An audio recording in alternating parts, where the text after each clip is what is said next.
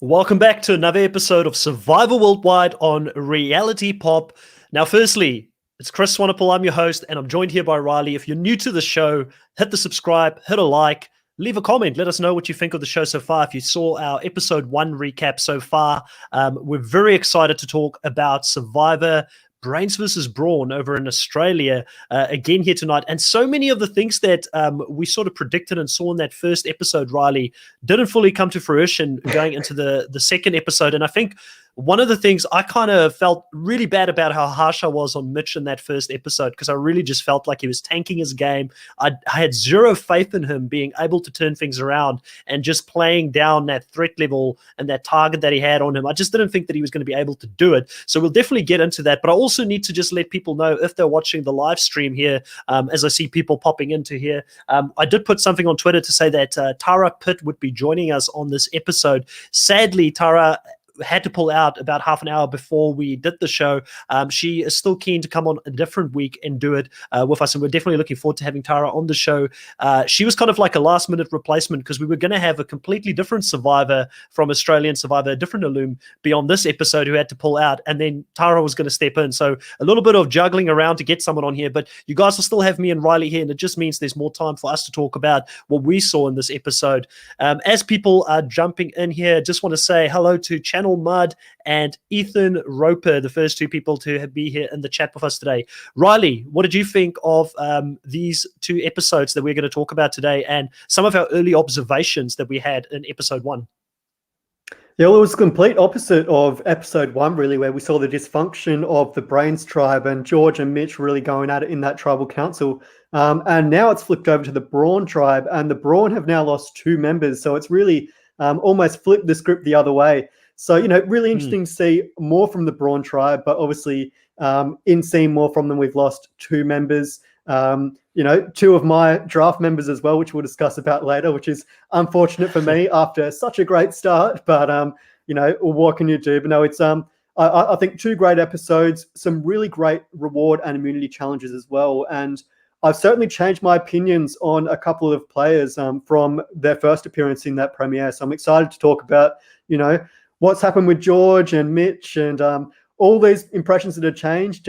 Emmett emerged as a big character. So there's lots of people we're really getting to know now and that are coming out of their shell. Kez as well in this last episode had a huge episode finding that out. So it's going to be really exciting to dive deep into all this and discuss all the strategy and everything that went on in these 2 massive episodes. You said a lot there in a very short amount of time. I just want to acknowledge Christopher and Marcus in the live chat as well. Welcome again here, guys. I'm glad to have you here. And please form a part of the conversation as we discuss these 2 episodes, and feel free to throw your questions our way. We'll definitely answer them as we go through the episodes. And you're right there. Kez, for me, is now known as Kez Wentworth going forward. I got very strong Kelly Wentworth vibes from her. I don't know if it's the blonde hair and her finding the idol and then playing it correctly, but a very strong showing from her in that second episode, definitely. Now, you mentioned here that, you lost a couple of people. I was very nervous about my draft coming into both of these episodes, and I thought, for sure, I'm going to lose someone in my draft, because I had so many people that had targets on their back. I mean, Emmett had a target on his back. George had a target on his back. Simon had a target on his back. I don't know how I got through 2 episodes without losing someone. I feel as lucky as George probably feels after these 2 episodes of still being in the game. And let's start there. We go back to camp. George has just played this advantage in the previous episode where he took 5 people back from camp, and he talks about his decision making and why he did that, and he kind of talks about the fact that he wanted to save the weak and older people, but it doesn't look like there's many people in that tribe that really likes that approach or think that how he's perceiving them is true, because he's kind of pigeonholing them as being weak. And we know that in Survivor, if you're perceived in a certain way, that just kind of grows that seed and other people will latch onto that. So it can potentially put targets on the people that he actually saved. And we get to hear a little bit here from people like Rachel and Baden. And Baden, to me, was just absolutely crazy to think that they thought that George thought that Baden was a weak person coming into this. I just didn't understand that rationale at all. What did you think of the early stages here with George coming back into camp and hearing from the others, and specifically Joey, who we haven't mentioned, had some strong opinions about it as well? Yeah, it really is a bizarre way to approach it. Calling everyone weak and saying you saved them and you're their savior straight to their face, saying that, that they're not strong members of the tribe. And it seemed as though, people like Rachel, Joey, and Baden really didn't have a high opinion of George's big move. I mean, Rachel said straight away, after George telling her to her face that she's a weak member, that, she's not going to work with George at all. She was not grateful at all for this move being made. The fact that George called her out as being weak was a poor mistake on George's part, I think. And we did go a lot into this in the last recap, discussing what George could have done and how he could have worked it out right. But, he's really put a target on his back right now. And I think a lot of that is a lot of social misplays and not recognizing his position within the tribe. I think at this stage, early in this episode, he really viewed himself as being, the kingpin, the boss of the tribe. And thinking he saved all these people, and really these tribe members, they really weren't that grateful for him. Other than Wei, really, I don't think any of them were too grateful for what he did for them and what he called them to their face as well. Yeah, and let's talk about that scene that he had with Wei, where they were sitting in the shelter, and Wei asked him, she didn't expect to be saved, and she said, "Why did you save me, in the spot?" And he says that he sees potential in her. I thought that was quite a heartwarming kind of scene, and I really think that this Wei and George relationship, if there is a swap in the future and they end up on the same tribe, could continue to be something in the future, because even though George is getting a lot of heat coming his way, I still see a way for George somehow miraculously to crawl his way into another alliance if he can make it to a swap, because there's enough desperate people now on the other side, like Simon and Emmett, who's going to start becoming on the outs on the other tribe, that I would love to see what it does if some of these guys could potentially link up in another tribe if they do a swap. I think that could potentially be the saving grace for some of these bigger characters in the early season, because I find it hard to believe that we're going to be losing every single big character early season. We're bound to lose one or two of them, but surely a George or a Simon, one of them somewhere is going to make it a bit further in the game. I don't think they would build these two characters up in both tribes just to let us down and have them be evicted this early in the game.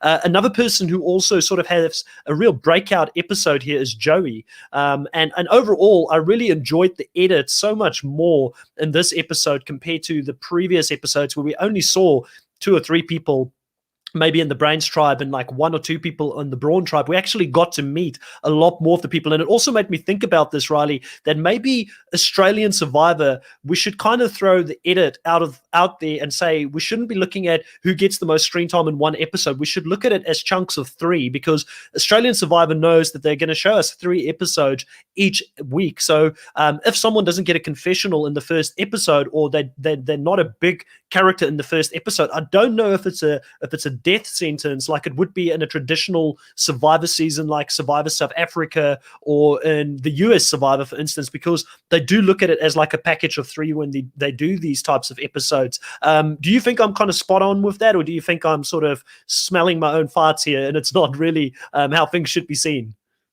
Well, yeah, we really do have a shift in narrators. Obviously, the first episode, the narrator there was mainly George and Haley. The second episode, we got a lot from Simon. And then in the third, we got a lot from Karen as well. So really a shift in narrators. But on the other end of the spectrum, we still have Georgia Jane, who hasn't received a single confessional. And I think Benny Burdo at this point is going to be the new Sammy Shores. We haven't heard a thing from him. Is just a face we see on the screen and we don't hear too much from him. So there's still that disparity in confessionals at this stage, and we did get a lot from people like Simon and Haley and George, whereas there are those characters like a George or a Wei or a Berto that we haven't seen too much of them. But it is really nice to see people like Joey and Baden get a lot more screen time and to actually get to know these people. And I think another great thing about what we see on Australian Survivor is we get to know a lot about the background of all these castaways. So we see their home life and how it's going to impact their game as well. And we did see a lot of that in this episode, really getting to know these contestants. 100%. So Marcus Evans says that the secret scene, George insulting his tribe on Template, was funny to watch and shows his poor social skills, but I love George as a character. And Channel Mutt says, I love how he says dictator doctor. It is quite funny. And then also here, Dylan says, I love George in episode 1, but really disliked him in episode 2 and 3. And Christopher here. I'm really shocked that there are still 2 castaways with no confessionals at all. I'm shocked about that as well. And especially, I think Benny might be one of those. I feel like he might be a bigger player who, for all we know, Benny could be the Benji of a couple of seasons ago, where he didn't have any screen time until quite late in the season and then became quite a big player. So yeah, I acknowledge all of those guys. I still am not completely off the George train yet. I'm still enjoying him as a character. I think George needs to be there to keep the show interesting, especially on the brain side. I feel like Joey is a good character and he probably could carry the show in George's absence if we lose George, because Joey, he sort of says here, how do you mess this up? You get this game changing advantage, this strong advantage, but you end up messing it up and you still don't have any allies after it. And I know you're not I don't know if you've watched Big Brother a lot, Riley, but it kind of reminds me, after watching this, of the friendship bracelets that Paul got in Big Brother, I think 20 or 19, I can't remember which one he played in, I think it was 19, and he ended up being able to save nearly half the house and create some allies with it, and he used it correctly, where in this case George just didn't have the game savviness to do that. But I'm still here for George, because he does bring that comic relief into the episode, and he does make people feel a certain way. And I find a lot of enjoyment out of other people being so frustrated by this guy and so annoyed by this guy. I found immense enjoyment out of that, because I just don't understand why people let a TV personality that's playing a reality show get them that upset. Like another person we'll talk about later on is Emmett. Like the amount of hatred that he got this episode online for just being a character, to me, is insane. Like, I mean, you can have your opinion about people, but at the end of the day, it's just the game, guys, and they're just trying to entertain us. If we had that attitude from the start, David Gannat may have never happened, and he might have been too afraid to be a character on the show, and he might have feared the fact that people would hate him on the show if he was a certain character. Anyways, enough of my rant that I just went on there. Let's get into the Brawn's tribe. So we see early on here that they're trying to create a fire. They're still struggling with that. Simon is not able to do it. And Flick talks about the fact that the morale is quite low. They still don't have food. That it was really cold the previous night, and they don't have a way to stay warm at all, or cook their food, basically. And Emmett steps in. He comes in and he says, like, he feels he can do it, and he uses his shoelace and his stick to create fire. And you've got to take your hat off to Emmett in this scenario, only becoming the second person in Australian Survivor history that's able to do that without a flint. And we immediately see here that Emmett is going to be a really big character, and he's got a bit of cockiness to him. He does remind me of a David Gannat type of character, and I know a lot of people took offense to the fact that, David Gannat being, I think, the other person who made the fire, and then him making it, and then being so cocky about it and all those kind of things. They kind of said that he was like the retail version of it, of like a David Gannat type of character, but I still enjoy seeing these types of character. I love the animosity that it brings, and it livens up the tribe a little bit. What do you think of Emmett here in the early stages, I guess, and also how he performs in the challenge? We might as well talk about that at the same time here. Yeah, well, I think Emmett, certainly the challenge proved he's very cocky and willing to, risk it all, just have a little bit of fun. But no, it was interesting to see sort of the reaction to Emmett online. I did see the same thing as you, him being compared as being the home brand version to David being the brand name. Maybe the Coca-Cola to the Quay-Cola or whatever equivalent home brand there is out there. But yeah, no, Emmett, I think it is nice to see those sort of big characters, and they do create these theatrics. So I mean, I patting the back to Emmett for making fire with the shoelace. That was very impressive. Obviously, he was the second, but he won't be the last, as we'll discuss later in episode 3 when we find out someone else makes fire all on their own. But no, Emmett in the challenge though, that was a game-changing move at that point, because it really did put a massive target on his back from some members within the Brawn tribe. Look, Joey tripped out of the gate, and obviously Emmett was just showboating all the way, taunting him. He got tackled in the end and struggled a little bit to get there. I mean, I always thought he was going to get there. It would have been, a superhuman effort for Joey to basically flip him all the way to the other square after that effort. But I think Emmett was prancing around for a little bit too long for my liking. And it obviously, rubbed a lot of people the wrong way within the Brawn tribe.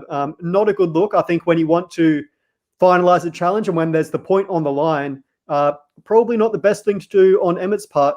On the complete opposite end, another relatively cocky member of the other tribe, the Brains tribe, George, thinking he can take on AFL legend Gavin Wanganeen, thinking he can absolutely smash him in the tackling aspect. Whereas Baden said, you can't do it, mate. There's no way you're going to take down an AFL legend. And with all due respect, I do agree with Baden. I'd be leaving it to the stronger members on the tribe to take down this AFL legend.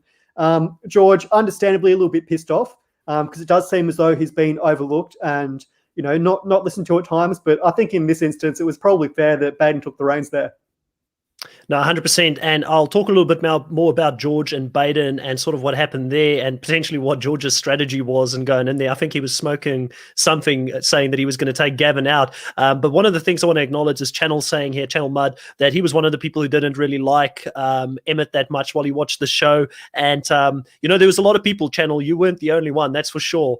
Dylan here says that, did anyone else cringe with the noise that the shoelaces made when they were doing the fire? I think it's it's actually not the shoelace itself, Dylan. I think it was the wood. It makes like almost that noise that you hear when people take fingers to a chalkboard, and I can understand why you would have been grossed out by it a little bit. I remember growing up going to like Boy Scouts in South Africa where we had to learn how to make fire with wood as well, and I remember that noise that it used to make when you did that. I don't actually ever think I ever actually successfully made fire like they did. It is really hard to do that. And also one of the things to take into consideration is that when David would have done it in All-Stars, it would have been a lot harder even because a lot of the wood there would have been, it's humid, everything's wet, the wood's wet itself, where in the outback, I'm not taking anything away from these guys, things look pretty dry over there. I don't know how much sort of worth that tarp is going to be for them to keep the rain away, because I don't think they're getting rain this whole season. I could be wrong about that. So Marcus Evans here says that for him, Emmett is a poor man's David. He's most likely a recruit that saw a YouTube video and then sort of wanted to imitate that, but he's more like a Zach from Champions versus Contenders 1. But he also says that we need to see how he sort of improves as the game goes along. And I agree with that, because episode 2 kind of gave me a little bit of hope for Emmett, because he did, his cocky attitude sort of went down a lot. And I've got a theory about this, Riley. You know how I thought that Mitch was this really cocky doctor and he was this dictator kind of person, but we saw that through the eyes of George throughout that whole episode, who was the underdog. This episode, we see Emmett through the eyes of Janelle, or is it Janet? Sorry, who is going to be she's going to end up being voted out. So she's the one. When I watched the episode for a second time, all the confessionals about him being cocky, it's only him or her saying that he's cocky the whole time, and I feel like we're getting her hatred and her view of Emmett just amplified on the show. Now, obviously, you can't take away the fact that he was cocky in the challenge and that was unnecessary. If he was in my tribe, I would have been royally pissed off at him for doing something like that and potentially putting the reward up for grabs there, with Joey coming in, Joey being no slouch himself, wrestling him on that. And then obviously the last person you didn't really talk about here was Hayley going up against Chelsea, who's a professional MMA fighter, and she goes in there and she beats her at a challenge she probably shouldn't have, or a lot of people would think that she shouldn't have beaten Chelsea in this specific instance. But I will say to that, not taking anything away from Hayley, Hayley is instrumental for the Brains, and she continues to be that person that they can rely on, even in the second episode, stepping up in clutch positions and winning challenges for them. But I will say that, it's a little bit different when you're fighting in the UFC or MMA type of fight and you're grappling with someone on the ground, and the goal isn't to drag the other person somewhere, but the goal is to put them in a lock and actually get them to tap out. It's different from pulling someone into an in-goal area, because then it does come down to what your body weight and your posture is. And I do think that Chelsea is quite a small girl. So that would have played a little bit of a role in Hayley winning that, but it's not taking anything away from Hayley's performance. I've been super impressed by her so far in regards to what she's bringing to the challenges. She could very easily have been a bronze member, and I would have known absolutely no different, because she clearly has a lot of athletic ability there. I don't think there was anything else specifically that stood out in the challenge. They do get a fishing kit, some salt, pepper, and flavors at the end there, the Brawn stripe. So a little bit of a reward there for them, and they continue to get all the rewards coming their way. Simon ends up saying that winning the reward challenge is good because it helps with them getting more food as well. Sorry, I'll just pause that as I'm getting a call. This is live. But it does help with getting the reward so they can go and catch some fish. And they've got, do you call those ponds over there in the outback, do you call them billabongs? That'd be more of a lake, I suppose. A lake. Okay, yeah. So they've got those lakes there that they can catch the fish in. So they go and obviously put that to work there. And while they're in the pond or the lake there, Emmett talks to the rest of the team and he's asked by, I believe it was Danny, if he was afraid that he was going to lose. And he does display a little bit more of a cocky attitude there, saying that no, he didn't think that there was any chance that he was going to lose that at all. And he seems very confident about himself. But Janelle really sort of puts a target here on the boys, saying that Emmett and Simon and Gavin, they seem to be the kingpins and we need to get them out, and specifically Emmett because of his attitude at this stage. Yeah, and Janelle obviously recognizes that Emmett, Gavin, and Simon are the three boys that are in charge, and really wanting to target them and aim to get out Emmett just because of his cocky attitude around camp. And I do understand, as Marcus compared Emmett to someone like a Zach from Champions vs Contenders, I'd imagine those people around camp would really annoy you a little bit. And obviously Janelle being the weaker member of the tribe, or perceived as being the weakest, being one of the older members as well.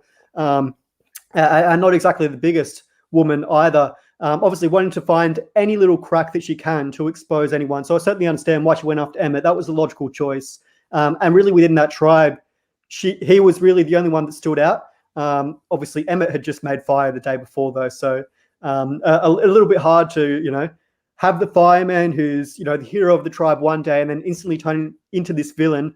It was always going to be hard to sort of conjure up those numbers there. So a little bit of a shame that Janelle couldn't rally those numbers, but I think she was certainly right in recognizing that those three, and Simon, Emmett, and Gavin, were really calling the shots at that point. And someone we'll see later down the line has major repercussions in episode 3, where that sort of that bromance trio really will get targeted later down the line because they're not ingratiating themselves with the rest of the tribe, and it's obviously rubbing a lot of people the wrong way, and they want to shift the target away from them because they recognize that that they're really going to be pushing this tribe strong, looking at the strongest members of the tribe, and the girls obviously wanting to keep their head above water and try and remain in the game, trying to band together later in episode 3 as well. 100%. Now we go to the Brains tribe here and we get to know Baden a little bit better. There's a scene with Baden and Haley, and I can't remember who the other person was that was sort of in the water there with them, talking about the fact that George wanted to put his hand up to go and do the challenge against Gavin.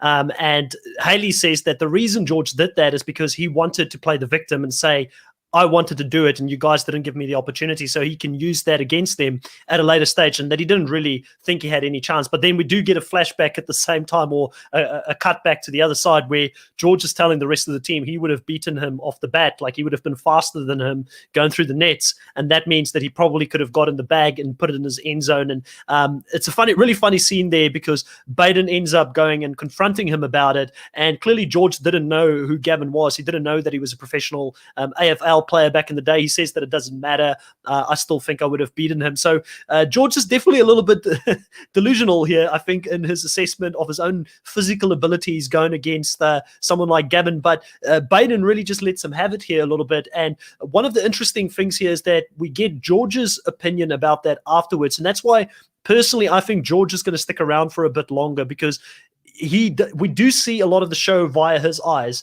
The two people who we see the show through the most, probably, or the three people I should say after these 3 episodes, are Joey, Haley, and George. Those are the 3 I feel like we get the most of what their point of view is on how things are playing out. And George says that he's glad Baden confronted him because now he knows he can't trust Baden moving forward in the game, which I feel like potentially this could mean that down the line George could target Baden or turn against him or turn against that tribe, because he's starting to realize that what he thought was a great move in saving those 5 people have not really played out the way that he wanted it to play out at this stage. And I'm really interested to see where this is going to go for the Brains tribe moving forward, because we don't get too much of the strategy from them in these 2 episodes, but clearly still a very fractured tribe. I do think at this stage, if they were to go to tribal, George is a dead man walking unless he finds an idol or something. I don't see how he survives in that tribe unless there's like a swap or something like that coming forward in the next episode.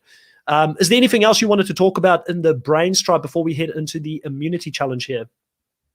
No, I think George is just absolutely delusional. He really isn't, seeing where he fits into the tribe, which I think is a massive misplay on his part. I think for George to actually try and ingratiate himself, as I said in the last episode, he really needs to step back a little bit and stop playing the victim and really coming across as this delusional character who seems to have no grasp on reality at all on this tribe. So he really does need to step back a little bit and try and take the target off.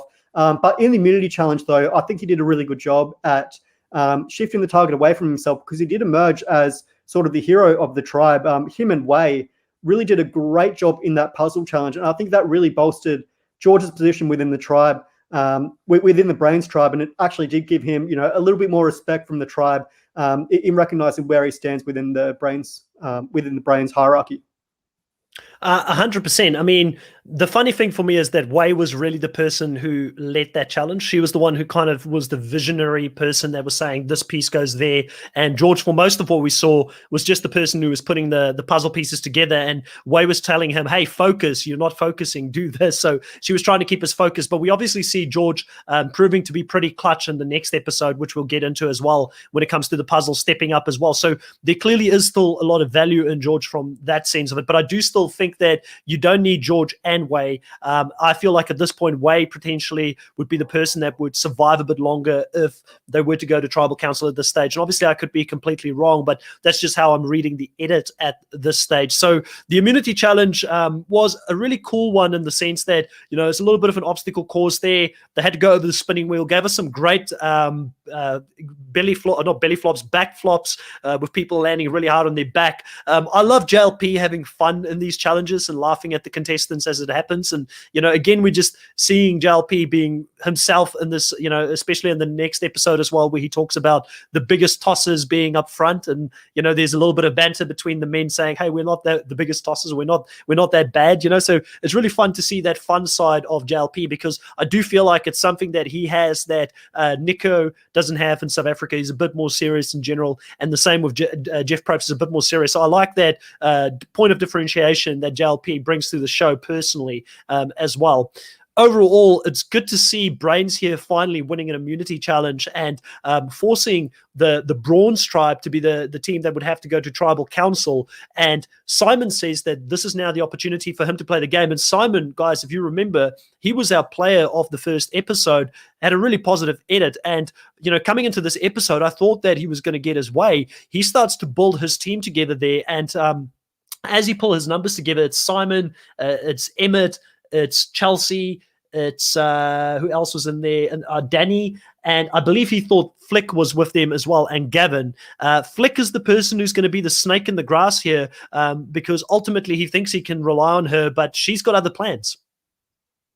Yeah, well, obviously Janelle's the main one that starts calling the shots against Emmett and trying to, rally against him. Whereas Big D, Danny, really thinking that Janelle is the weakest member of the tribe. And we do say that Janelle starts to gather some numbers. She goes to Shannon, Chelsea, Kez, Flick, and tries to rally to them to say, hey, we need to stick together as a girls group and ensure our safety in the game, because the way the guys want it at the moment, being Gavin, Emmett, and Simon being the other one, calling the shots and wanting to keep the tribe strong, ultimately they're going to probably be viewing the guys as being the strongest and start picking off the girls. And if the girls lose in minority at this point of the game, they're really going to be struggling. And if they can take one of the guys out now, it's really going to be their call as to who goes out, and they can really, figure out where they go from there. But it's Emmett that really recognizes that Shannon might be someone to look out for. He thinks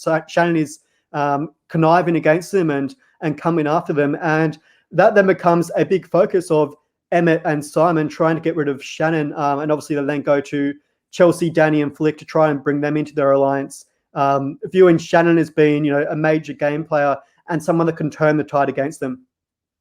Yeah, and I found that very interesting because in the edit, I think Shannon is playing a bigger game than what we're seeing in the front end. But especially in the second episode, Shannon was very quiet, and all we really saw with her was just connecting with her tribe mates and with probably that other group that ends up becoming an alliance as well. And I find it really ironic that over these two episodes, they keep talking about the three boys. They're such a big danger, and look at the three boys getting together. That's going to be a strong alliance. But the three girls end up becoming a very strong alliance here as well, and Shannon and Kez and Flick, they're very close as well. So there's a counter three girls alliance here that is forming as well, which is great to see. We love to see a strong female alliance coming together here. But it's interesting that Flick, for me, in the episodes are getting a lot of the, especially in this episode, I felt like the edit wanted us to let us think that Flick was the one that was really the swing vote in this case, and she was the one that ultimately decided who went home. And we see a lot of her thinking and her strategy and her thoughts about what she wants to do. And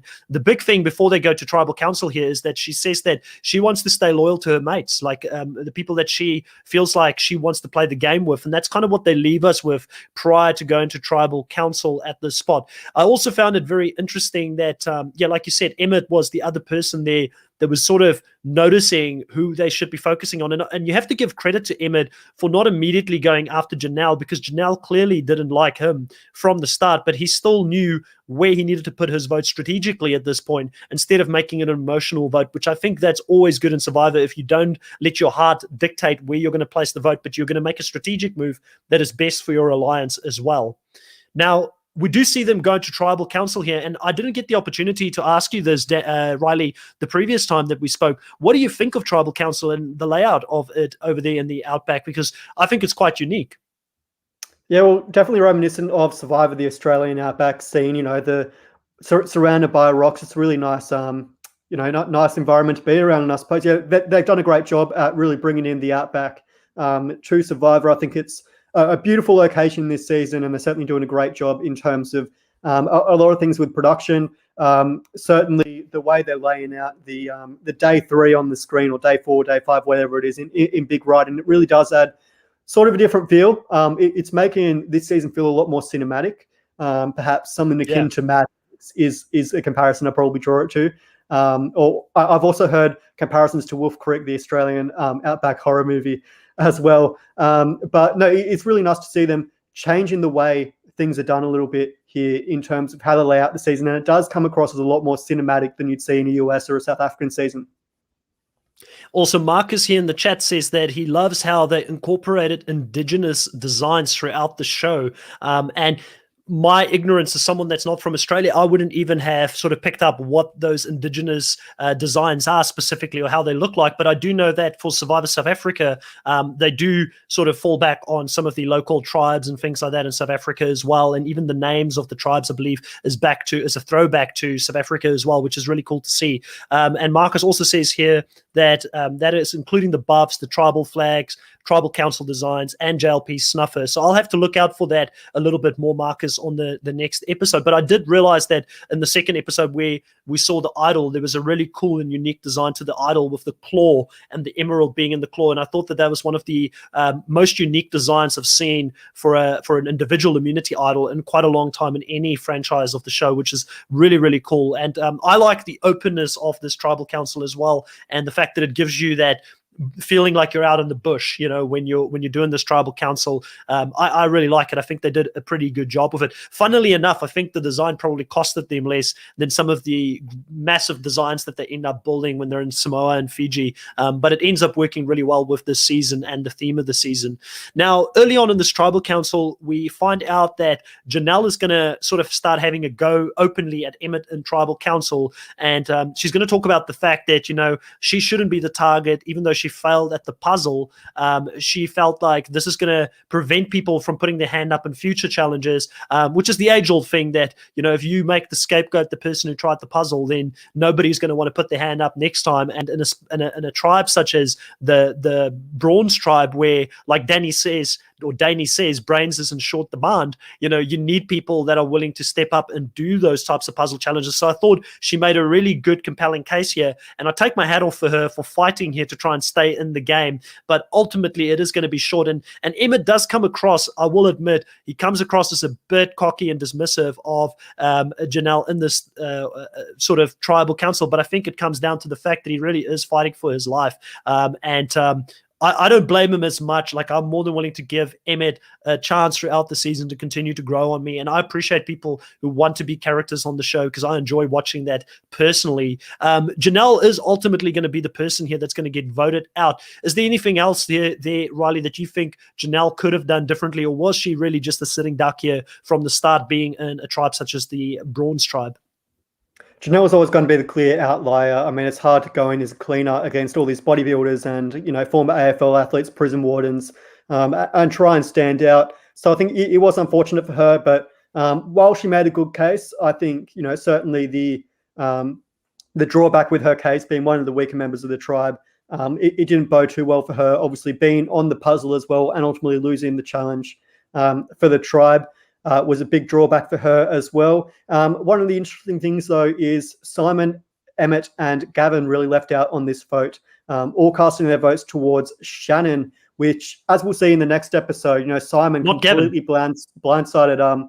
He really thinks that he's on the outs here, and he thought he initially had this strong six, but now he views people like Flick as being someone that he doesn't have that sort of trusting in her that he really thought he is. So really scrambling to find where his position is within the tribe. And, I think for Simon, it's important that he really needs to extend beyond this three people alliance, because he really needs to recognize that you can't win Survivor by just having a 3-person alliance. You need to build those bigger numbers. And in the end, what it ended up being was the majority alliance, led by people like Flick and Shannon, ultimately all voting against Janelle, Big D as well being in that, and one of the key members in calling that shot. That alliance ended up swaying the vote completely, and it wasn't Janelle or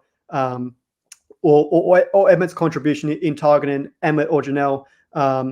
Shannon or Emmett as being the target there. It was ultimately up to who's going to be the weakest member of the tribe, and it was really a tribal decision. Whereas Simon was going against it and trying to make individual decisions that take out the biggest threat at this stage, the biggest social threat. It was more, let's get rid of the weakest now and keep our tribe strong, which is great to see from the Brawn tribe, to keep that united front, even though you have this 3 going against them.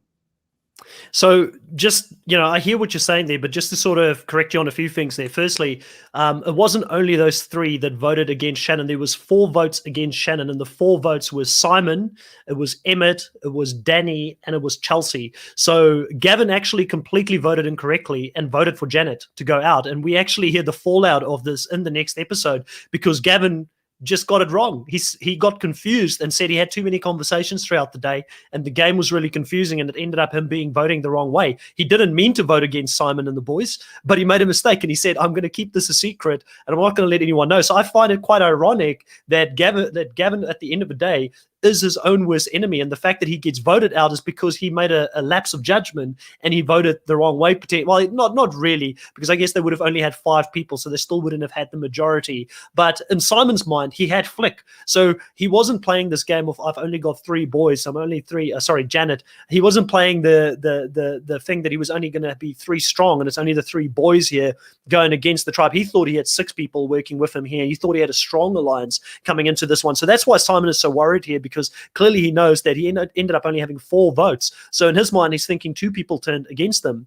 But one of those people is Gavin, who just made a mistake, at the end of the day, which is quite funny to see, I think, sort of play out. But it's going to be a little bit of a theme here with this episode, with Flick saying she stayed with Shannon, and we're going to see why she stayed with Shannon, because she wants to build a long-term relationship and work with Shannon long-term in the game. And I think that those girls between Shannon and Kez, and also with Flick, and then I think Danny being very close to that group as well, and your forgot his name, is Benny, all of those guys being together, I think is going to form, and Gerald is going to form a strong alliance on the other side. And I do feel like we should see a swap coming up to muddy the waters, and for that to sort of not be an alliance that's going to run away with the Brawn's tribe long term. So I really hope that in the next episode, even though there's no indication that there's going to be a swap, I'm really hoping that there's going to be a swap in this next episode.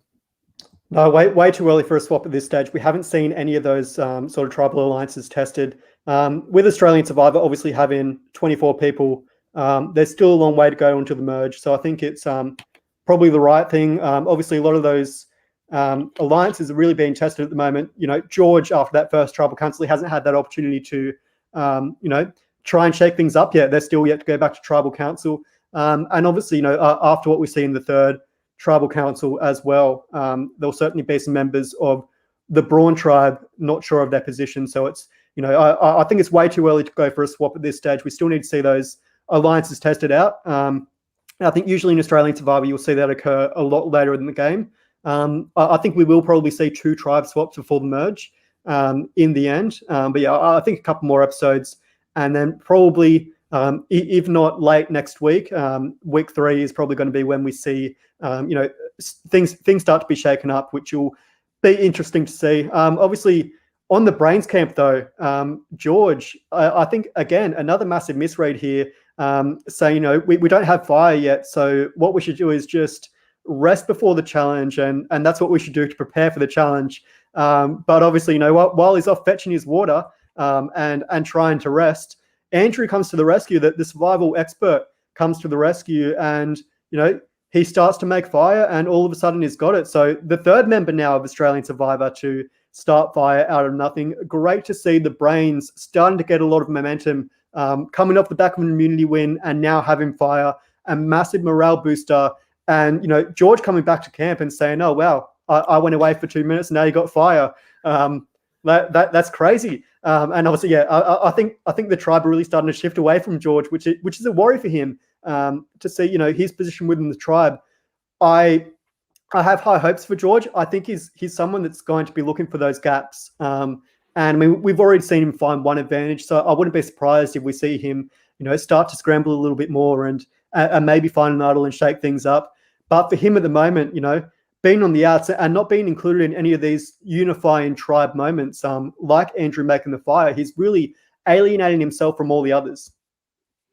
Yeah, I mean, one of the funniest things that you kind of missed there was George, telling the tribe, like, how do we win this next one? We need rest, guys. Everybody needs to go to bed. And he goes for this walk, and he comes back after the walk, and he tells them that I went for a really long walk, and I'm really tired, after they just got a fire. And I think Baden kind of summed it up really well in episode 2, where he said that with George, everything is about George. It's not about the tribe. And he keeps sort of inserting himself in these conversations. Like, they've just made fire, but, instead of celebrating the fact that they made fire, he needs to let them know how he feels. He's tired because he just went for this long walk. But him going on these long walks on his own without anybody worrying about him, and I think he might become that big of a laughing joke in the camp that people might not target him because of it. It could actually diminish his target, where people are like, it's only George, let's not worry about him, And the thing about George is, if you give him long enough in the game, like you said, he's going to find those cracks and he's going to be able to maneuver from there.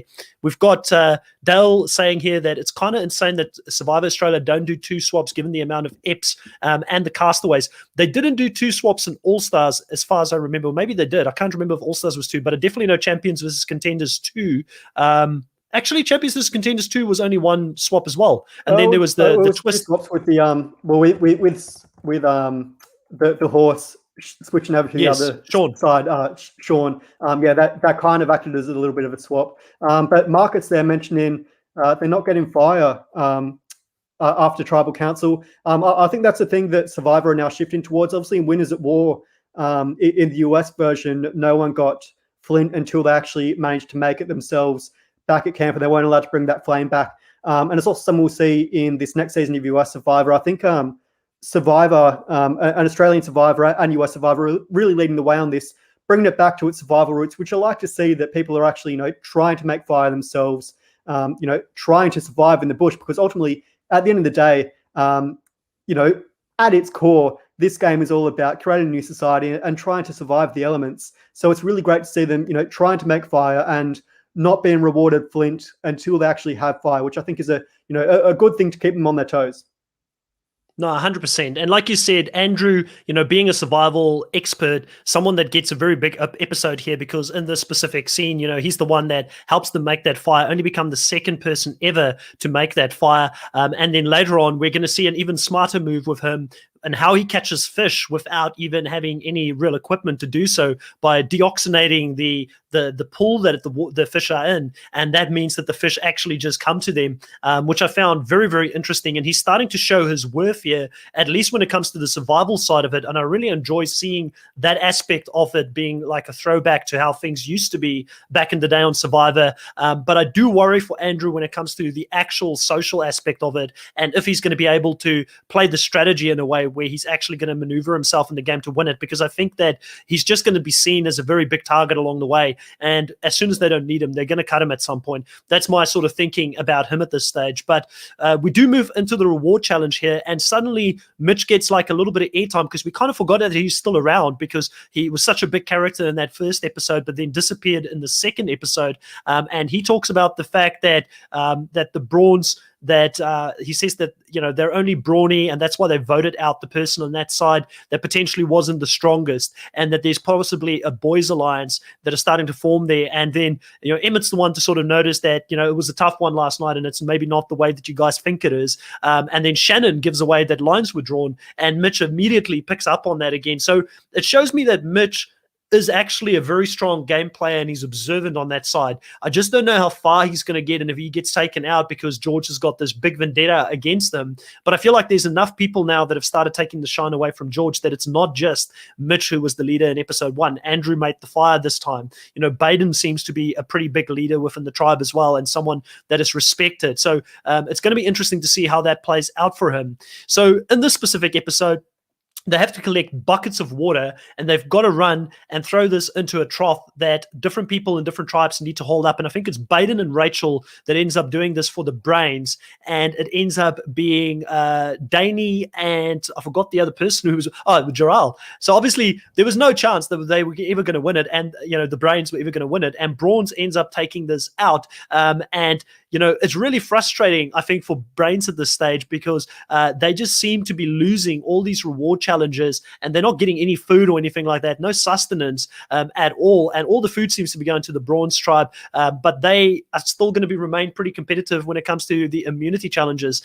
So I do take my hat off for them, because it must be pretty tough. They're already sitting there quite deep into the game, and we see them earlier in the episode struggling, not being able to eat any rice or anything like that and cook it up. So, you know, someone like an Andrew who comes in here and does something like capture that fish without any of the gear, that would have been such a massive morale boost for the team to come together and get some food there in the bellies to be able to continue to play this game and compete against this big Brawn's tribe as you move forward throughout the game.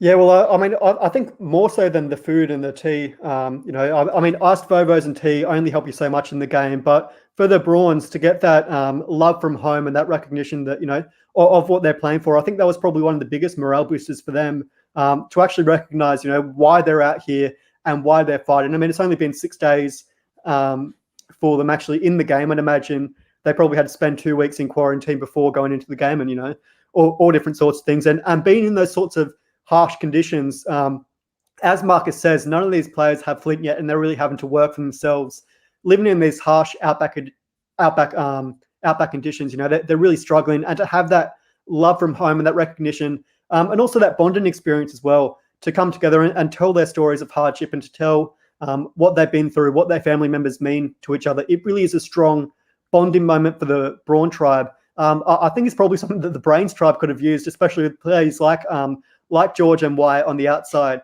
and for some of those players to bring their personal lives into the game and have that sort of understanding, that connection would have helped for the Brains. But for the Brawns, it's something that's really going to unify them and you know, understand what they're playing for at this point.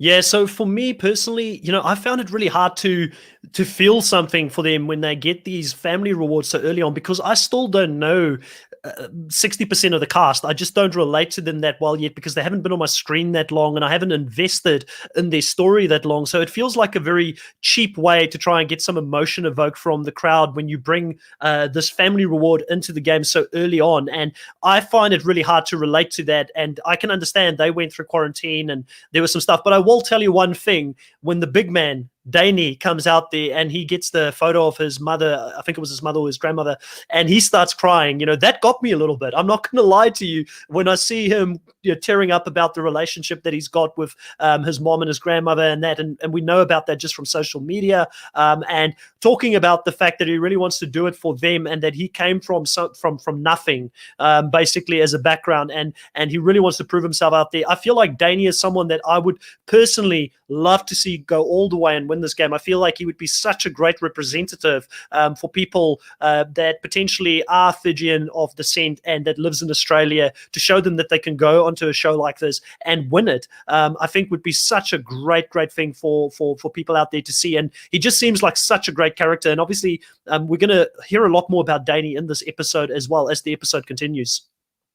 Yeah, it's always great to get that Pacifica representation. Obviously, Pacific Islanders, Melanesians and Polynesians make up a huge percentage of the Australian population and, don't get recognised. We haven't really seen too many in the past to compete on Australian Survivor. So I really like that we see this sort of diversity from someone like Big D. Another player that I really enjoyed seeing their story from home was Gerald. Seeing his relationship with his sister and how his sister's apparently bigger and stronger than he is, and probably better at chopping wood than he is. So it is great to see that sort of moments and get to know these players, because I think with Daney and people like Gerald, Kaz, Chelsea, we hadn't seen too much of them. So it does add sort of another layer to help us get to understand them better.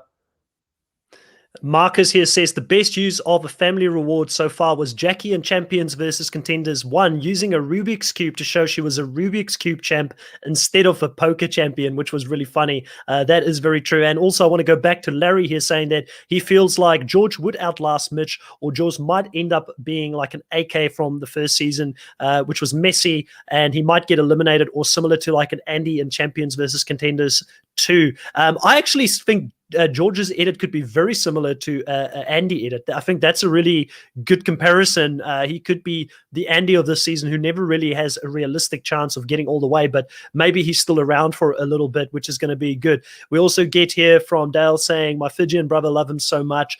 So there's a lot of love for someone like Dale here. And then Chris here brings up that Gerald is a ledge as well, the second coming of Tarzan. I really like Gerald as well, and he was another person that the two people that I related to the most, funny enough, with these stories were Daney. I really felt for him and wanted to back him after that, and Gerald talking about his sister and the special relationship that he has with his sister outside of the game. Even though he's a big man, he's pretty afraid of her. He won't sort of cross her in real life, which I thought was really funny to see as well on the show. And it gives us a little bit more of a background to him, because we haven't seen much of him outside of just dominating that first challenge we had to do, the wood chopping, up until this point so far.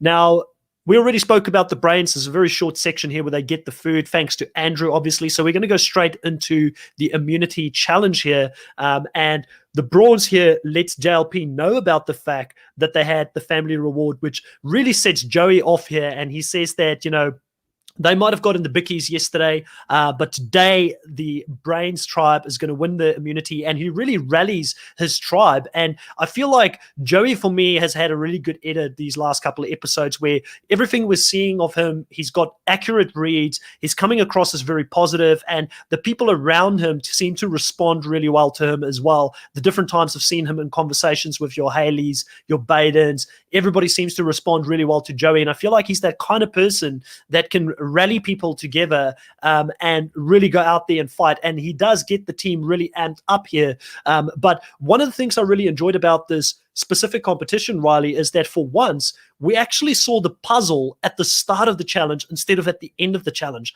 I love it when Australian Survivor is innovative. And for me, Australian Survivor, when it comes to the challenges, I don't think there's a comparison. Make that bold move. I don't think the US compares to Australian Survivor when it comes to the challenges. I think they're more innovative. I think they bring more different things to it. And I really like the fact that they mixed it up here. Yeah, it's always nice to see a puzzle at the start, but it was shocking that they wouldn't put George into the puzzle straight away. And we really saw that, George wasn't being listened to again and again and again until Baden sort of realized that George had actually figured out the puzzle already.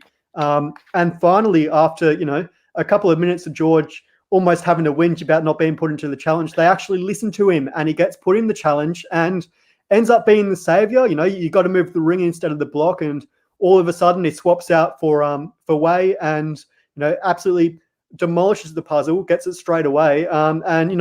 The Brains take that crucial lead going into the seesaw. I really liked that there was that component, starting out with the puzzle component, releasing the ring and all the blocks, and then, going on to the later component and balancing and having to stack the tower on top of the seesaw looked very difficult. And obviously we saw the Brains had a couple of mishaps there, but they really hit their groove in the end, and it's good to see that the Brains are actually working together as a tribe. And now, I mean, I hope they listen to George in the future if George actually, thinks he can contribute. And maybe it does take George a little bit longer, just to explain how he can contribute as opposed to just saying, pick me, pick me, pick me.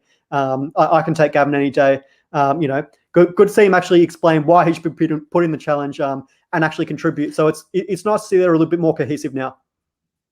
Yeah, he might have the biggest brain of them all. Who knows? Also, Dale here says that Jericho is another person who is part of the Pacific Islanders winners circle as well. And Jericho is one of my favorite winners. I really enjoyed that season as well. To be honest, Australian Survivor overall for me is pretty solid when it comes to their winners for the most part. Now, we do see, like you said here, that the Brains actually win their second immunity in a row, which is a great thing for them. But this puts the Brains in a position where they're going to have to go to Tribal Council again. And Simon, again, is the person who sort of mentions here at the beginning that when you miss a swing, or you swing and you miss, like you did with Shannon in the previous vote, you've got to try and go and do that again and take her out as quickly as possible. So a lot of gameplay is going to happen at this point because Simon, again, is going to try and galvanize who he needs to bring in. And he recognizes correctly that Flick is the person he can't rely on within his current group. So he continues to have his 5 people there together, but he realizes that he needs 6 people to be able to control the vote here. And he is going to rely on Big D to be the person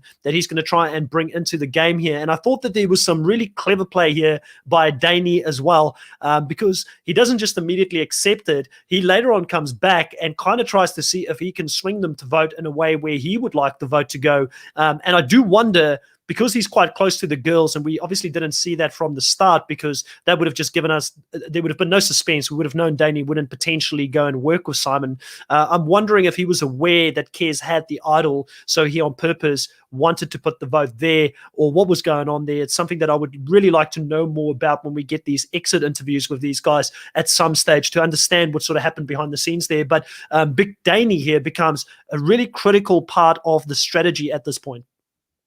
Yeah, Big D, it's nice to see that we're actually getting multiple layers to Big D. I mean, you look at him and think he's just a challenge beast. He's going to, steamroll through all the challenges and that's all he's going to be. But, we got that content from home and we got that sort of strategy and him going to Simon, Gavin and Emmett and, listening to them and then pitching them his own idea and, seeing if they reciprocated that sort of idea to gauge their trust and see how much they trust him, throwing out the vote of Kez. But I mean, Kez really a breakout episode for her.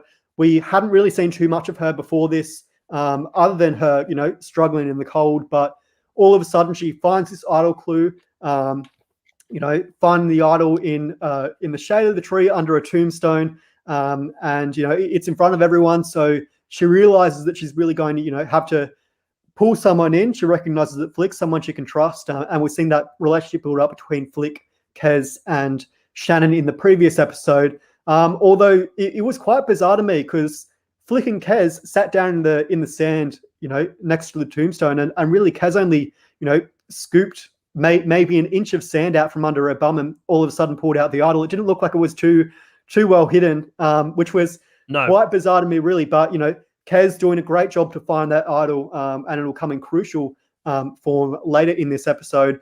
Flick ditches her though, and she's left with this idol, figuring out what to do, stuffs it into her bum, into her pants, and realizes that she's, with all the eyes on her at camp, she can't really move too much.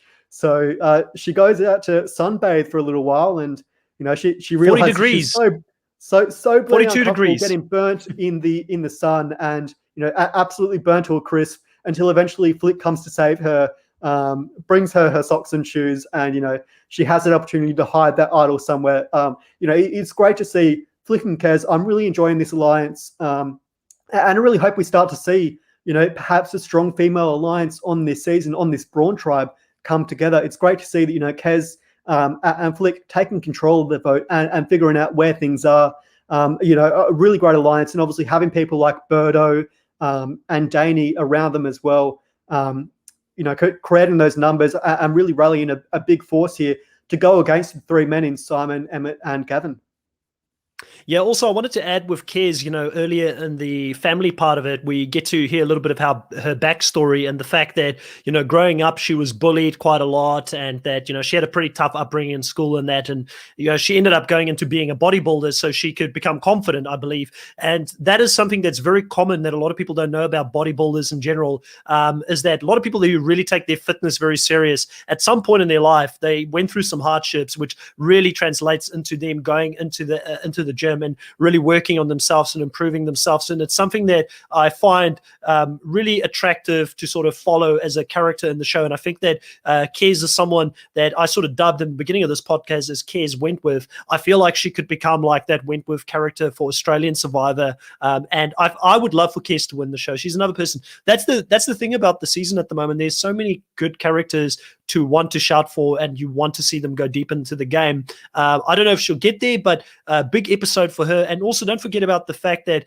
Shannon is the person here that says that the boys targeted her the previous episode. We don't get a lot of content from her, but we see her every now and again talking, and we see her strategizing with the alliance, which is Shannon, Kez, Flick. It's probably Danny, but we didn't see them in any of those scenes. Gerald and Benny being that group. And Shannon is the one that says that they should go for Gerald here. They shouldn't be going for any of the other boys like Simon or for Emmett, because they need that strength in the short term so that they can win more challenges long term. So I found it very interesting that the person who got their way wasn't who we saw on the TV show. It wasn't Flick.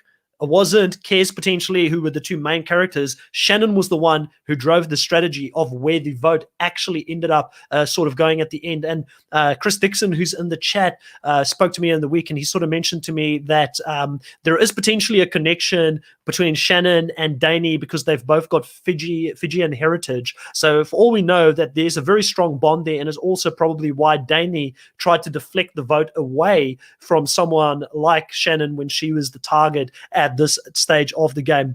Just going to check a couple of the chats here that is coming in at the moment. So Marcus says Australian Survivor has always had great female characters and players. 100%. Brooke and Shanae, probably two of the best to have ever played in any season of the show. Really love both of them, and there's been so many other good characters. I'm a big fan of Pia as well, and her win. I think she was a very solid winner for that season. We've got the Godmother. There's so many. There's probably too many to mention. So you're right. There's a lot of really strong female characters.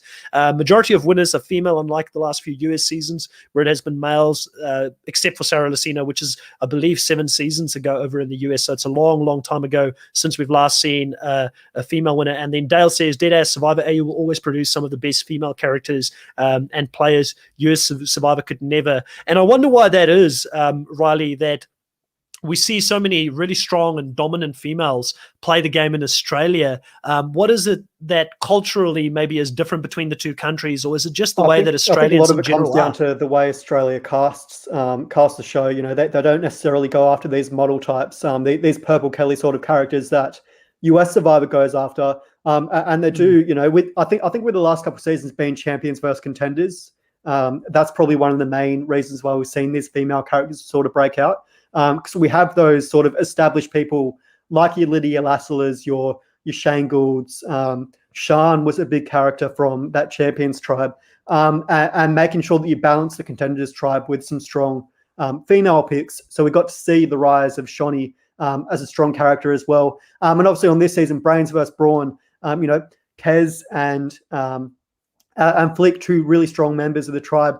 I think we see a lot more of them because they go longer in the game. And also I think part of that is, we have more airtime to actually get to know these players.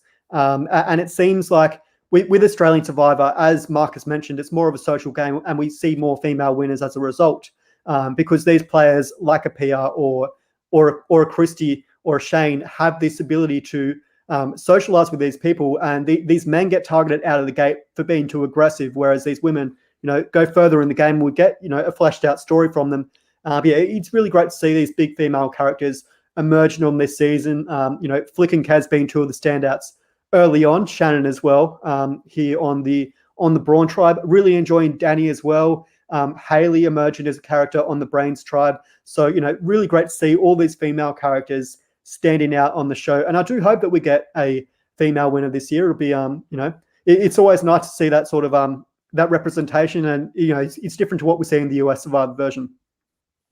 Yeah, 100% agree with you. And also, let's not forget that, Jericho winning, he wasn't the most burliest, broy guy out there that was winning it. He was actually a very low-key guy that wasn't the most alpha when he was out there. So I think that's something that helped him as well. I mean, we've only had one real alpha type of winner in Australian Survivor, which has been David Gannat. And you were quite bullish on it. You said that you think that could be a new era for Australian Survivor moving forward, and that's maybe how we will see the game evolve now. But I do think at the core, it's going to be very difficult. And I think we're going to look back at David and say, what an outliner he was and what a great player he was to be able to win the show in the Australian version the way that he did. Because I do think that 50 days is just too long to play that type of game in general. You have to be very skilled to get away with it. Now, Dale here in the chat says, oh my God, if Danny, Shannon are both Fijian blood, that will run very deep, and they probably will have their back throughout the game. And I think that is some of the things that we probably don't see at the moment in the edit. He also says, love hearing you guys talk about Survivor Australia, by the way. Always love your takes. We really appreciate that, Dale, and we will be here all season. And if you like Survivor South Africa, I think we've seen you in some of the chats as well. Definitely join those as well when we have them, if you can join them live. Jenny K says that Benny and Georgia are the only ones with 0 confessionals going into week 2. Yes, really sad about that. Georgia was my number 1 pick, by the way, Jenny. She was my number 1 pick coming into the draft. I thought this girl is going to be amazing. She's a psychologist, worked with some of the greatest or the biggest criminal minds, or worked studying some of the biggest criminal minds in the show. I feel like she's got so much more to give, and I'm really disappointed that we're not seeing her. It kind of makes me think both Georgia and Benny will not be winner picks, and Benny was my second guy pick as well. So I'm very disappointed not to see them get any airtime so far. Larry says, I think both Survivor US and AU still has problems with editing women, especially if they're casting 3 or 4 white blonde women. Well, they should take some lessons from how to edit them in Australia then, because they've got a couple of blonde females here in this game. I think there's like 3 or 4. There's 4 of them in this season as well. So I think Australian Survivor is doing it right, but it could also just be the type of females. I feel like Australian women are very strong women in general. It just seems to be that way in general. I might be generalizing. I'm saying this as a non-Australian watching the show. It just seemed like you guys have got very strong females over there in general. It's probably a mix of quite a few different things that sort of are playing into this together. Now, I think that this pretty much leads us into the part here where we go into the tribal council, and we're going to see ultimately that Danny is going to be the swing vote here, Riley. He's the one that's going to turn on them. But one of the things I found quite interesting here, Riley, is that we get a lot of talk about loyalty with Danny. And Danny says that, in his real life, he will be very loyal. He's loyal to the soil. But in the game of Survivor, his loyalty is up for grabs each day. I think that's a good thing to have and to say to the camera. I don't think it's a good thing to openly say this in tribal council, because I think that your alliance members potentially are going to question your loyalty when you do that as well. And I think that you're proving to people that you're going to be an unpredictable factor in the game. So I'd rather play with people that are predictable than play with someone that's telling me that tomorrow they'll vote for someone else, the day after that they'll vote for someone else as well. And I found it especially interesting when, Daniel went to go vote. He took an extremely long time to write the name down. And I think all of those things will breed a certain amount of people out there. Like, it'll breed that paranoia within his own tribe. Why did he think about it so long? Why wasn't it a done deal? Like, I think Danny is, I personally don't think Danny is winning this game based on those things. I could be completely wrong, but I'm a little bit worried about some of the non-verbal cues and some of the things that he openly says in the tribal council, and specifically when we see the camera, how Simon is reacting to everything Danny is saying and doing at certain times. I feel like we're getting this edit for us where Simon at some point is going to target Danny for the fact that he turned his back on him here. And I still think Simon is in a really bad position at the moment, but for some other reason, we're getting a lot of his story. And why are we getting it? Because he could have very easily just have been a vanilla guy. Emmett is clearly the person that's the more entertaining of the two, but they're giving way more confessionals to Simon. Why are they doing that at this stage? Yeah, well, I think it's great to see, Danny really dictating the vote at this stage. Obviously proving a crucial swing vote, and, making sure that the other tribe don't vote for Shannon, who, they've seemed to build up this strong relationship and shift the target to Kez. Obviously, we saw after the show that Big D did actually know that Kaz had the idol, and he made that into his plan to make sure that they vote Kaz so that they can have the best opportunity to win the vote. I think what you said there with the voting moment, Danny trying to write down the name, I think a lot of that does come down to the edit, creating all those theatrics, because at the end of the day, Big D really did direct where the vote went in the end, in making sure that the other alliance went for Kez. And it did seem that he really was intent on voting with Gerald, Birdo, and then obviously Flick, Shannon, and Kaz as well, and maintaining that alliance. Yeah, it is though, as you mentioned though, Big D saying that he can flip flop from alliance to alliance day to day. I think it really is playing with fire. For someone like him though, I don't think they're going to vote him out anytime soon, to be honest. You look at the size of him, he's a massive challenge beast, so he's going to come in very handy in the challenges. So I think he's going to be kept around for that reason. But yeah, it's going to be interesting to see where this sort of alliance of six goes from here, because I do see that Simon and Emmett are really going to come against this alliance, especially Flick, Kez, and probably Big D as well, and really start to push against them and probably create some drama. So it's going to be interesting going into the next episode to see how Simon and Emmett react. Now they've been blindsided 2 tribal councils in a row, but I've got to give props to Kez for recognizing the votes are coming against her. In the end, playing her idol, she didn't need to in the end. Obviously, it ended up being a 6-5 vote, but still, flushing out 5 votes. A great play by Kez, and a great performance. Yeah, you're right. Really given shades of Kelly Wentworth here to see Australia's Karen Wentworth emerging. It's always great to see. 100%. I also want to acknowledge Marcus here saying that he basically protected his alliance while at the same time flushing the idol.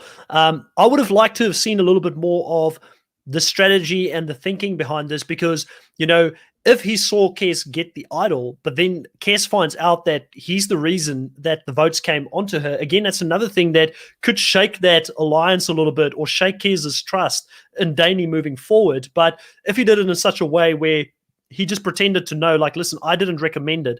I just know because Simon has tried to pull me in. The votes is definitely coming your way, Kes. You need to play the idol. Then it looks like he's doing Kes a favor by letting her play the idol. And I don't think Kes will be too angry in that case. So it's all about the way that he executed that when he told Kes, because I feel like Kes knew the votes was coming her way. And I think the only way she knew was because of Danny, because Danny was in the plan as to where the votes was going to go, if you get what I'm saying. So I would have been very interested to know how he gave her that information and how much of the information he gave her in regards to that. And did Danny and Shannon talk about the fact that they needed to flush the idol, for instance, or something like that? Because I do think Shannon is the other big player here that we didn't get to see a lot of the credit in the edit. But again, Shannon is the one who said they should mark Gavin as the person to go for and nobody else. And also Shannon, when they do the voting confessionals, I don't know if you noticed this, Riley, she says with the vote that I needed to vote for you because I needed to break up the bromance between you and Emmett. So it's really interesting because we're seeing the whole time that Emmett, Simon, and Gavin are all very close, but clearly out there to them, it seemed like Emmett and Gavin were closer than Simon and Emmett. I might be reading too much into the edit at this stage, but it's one of the other reasons as well why she wanted to specifically go for him in the spot specifically. Now, let's have a look at where we are tracking with our draft picks here at the moment. And I will tell you, I didn't think I was going to be in the position at the end of the week that I'm in and actually taking a slight lead here, because you do end up losing 2 people here in back-to-back succession. So the first person that you lose here, obviously, is Janet going down, and then Gavin being the second person that is out of your tribe. So I'm taking a slight lead here, but I tell you what, of the people that are still in my team at the moment, I'm very worried for Simon. I can still see him being someone that can go, but I feel like the edit may be protecting him a little bit for a little bit longer. And I don't know why. In Australian Survivor, we get the winner normally talking from episode 1. And who's been the most consistent with getting confessionals from the start? It's been Simon, it's been Haley, and it's been George. Those are probably the most consistent when it comes to... Haley hasn't had as many confessionals as the other, but similar to Apia, she could just be getting that one confessional every single episode, because why are we hearing her opinions when they're not going to tribal council? She's someone that could easily be edited like a Georgia, for instance, as well. So those are the people that I feel like could still be in the running, potentially based on edit. But again, like I said, maybe we should be looking at these episodes as 3-episode packages versus ones. I'm trying to give it the benefit of the doubt that there are still a lot of other players that potentially could still be there. And I mean, Shannon is another person. She gets a lot of confessionals in the first episode, disappears a little bit in the second episode, and then she gets some screen time again in the third episode, potentially. But I'm worried in the immediate. I'm worried about Simon, and I'm worried about George, and I'm worried about Way. And also Emmett. I've got a lot of people here that can go in the next week. How are you looking on your side, and who are you feeling good and bad about on your team? Yeah, it's a shame to see both Janelle and Gavin go in this week. Obviously, Janelle really fought hard against Emmett, but in the end, I mean, I think it just came down to her being one of the weaker members of the tribe and the Brawn's tribe, trying to maintain that strength, and then Gavin obviously being caught up in that 3-person bromance with Emmett and Simon ultimately working against him, and this majority alliance merging with Big D, with Flick, Shannon and Kez in charge. It's really looking like it's going to be the dominant alliance on this Brawn tribe, and I really hope it does stay that way because I do like this sort of dynamic. Flick and Haley really emerging as two of the standouts on this season so far. I don't like to read too much into the air on Australian Survivor just because it's so unfair at times. Sometimes you get people getting 0 confessionals, which, I mean, to see Birdo and Georgia getting no confessionals at all this week is just absolutely ridiculous to me. I really hope we get to see more of them. And it seems that both Birdo and Georgia are key members of their tribes. Obviously, Birdo being in that alliance with, being in the majority alliance with Gerald, Big D, and the 3 girls. And Georgia, we've seen her talking with people like Mitch and Baden and Andrew a lot, but we haven't actually seen her, getting any confessionals at all. So I hope we get to see more of them in the coming episodes. I am worried for people like George and Way to see how they sort of ingratiate themselves with the tribe, though I do see that George, after these last couple of episodes in the immunity challenge, is proven to be a big a key performer in the puzzles. I think he might be kept around for that. Then again, we've seen how crafty he is, so he might potentially find an idol there. But yeah, really looking forward to seeing what happens next week. It's going to be anyone's game, and from what we've heard, there's going to be a massive blindside coming up. So I'm really excited to see what comes of this next week of Australian Survivor, and it's great to have it back on our screens and seeing all these fun new characters, all these fun new advantages, all these fun new twists, and a great environment as well. So yeah, really enjoying this season so far. 100%. So we've got Dale here saying that the edit seems different so far this season. They say it's fair. Dale, there's a new executive producer, like Marcus just said in the next comment here. So so far it seems to be pretty good, except for that first episode twist, which I feel like was unnecessary in hindsight as well. It probably saved Way. So how much will we talk about that twist if Way actually makes it quite deep into the season and potentially even maybe wins this? I'm okay with the edit so far. I do find it a little bit harder to pinpoint who's definitely going to win compared to I came into this episode 1 very bullish on Haley. I'm not fully convinced yet that Haley isn't potentially that winner, but I'm open to the fact that there could be other people out there as well that could win the game. So let's finish this off, Riley, with who we think was our player of the week. And if the chat, anybody that's still listening to this right now, if you want to put in the chat who you think your player of the week is, we'd be very interested to find out who you guys think is the player of the week. Riley, who are you going to go for? You kind of alluded to that you were going to go for someone in your team this week. And if I had to guess, I'll put a guess out there. Let's make it fun. Are you going to go for Flick? You are absolutely correct. You win $1 million, and you can maybe shout me a beer at the merge as well. But no, yeah, Flick is my pick for this week. She really dictated that vote in the both the second and third episodes. When the Brawns went to camp, she was really one of the key members. And it seems like Marcus, Ethan, and Jenny are all in the same mindset as me, which is great. What am I doing here? I might have that Flick is. We might as well kick you off the show and bring Marcus, Ethan, and Jenny on because there we go. Chris is absolutely gone now. But no, yeah, I think Flick did a great job this week in terms of dictating where the vote went. She did a great job at bringing that alliance together with Kez and Shannon, and also bringing in people like Big D, Gerald, and Birdo as well. I'm not sure if it's just the edit saying she's the leader of that tribe, and there could be other people like Shannon and Kez actually having more of a contribution there. But from what the edit is showing, Flick seems to be the big character here. and we're getting a lot of talk from her perspective.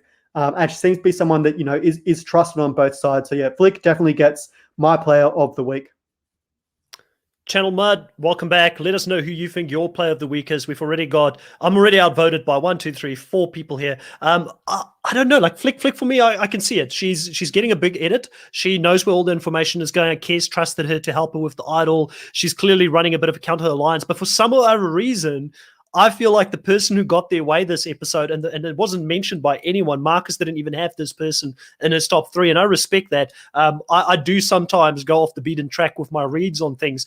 But I do feel like Shannon is the one who got away this episode. She's the one who wanted the vote to be against Gavin here, opposed to being against Emmett. The focus from the rest of them were, let's go Emmett. So I'm wondering how Shannon pulled that off, and I'm wondering how much of a relationship there is between Shannon and Danny. And it's just interesting. We're not getting told the story from Shannon's point that she gets all the credit for it, but I saw enough within the interactions to think that she had a really big decision on where things went. So I'm going to put my vote on Shannon as the player of the week, and I'm okay with being outvoted since the crowd has spoken, and we're going to go with Flick officially because you guys went with Flick as well. But I do want to give credit to her. And how crazy is it that the 4 players that we talked about here, Flick, Kez, Haley, Shannon, they're all, and Channel Mud saying Haley is his player here of the week, they're all females. We're talking all about the females here. We had a very strong female cast in the early stages of Survivor South Africa, and we're having a very strong female cast again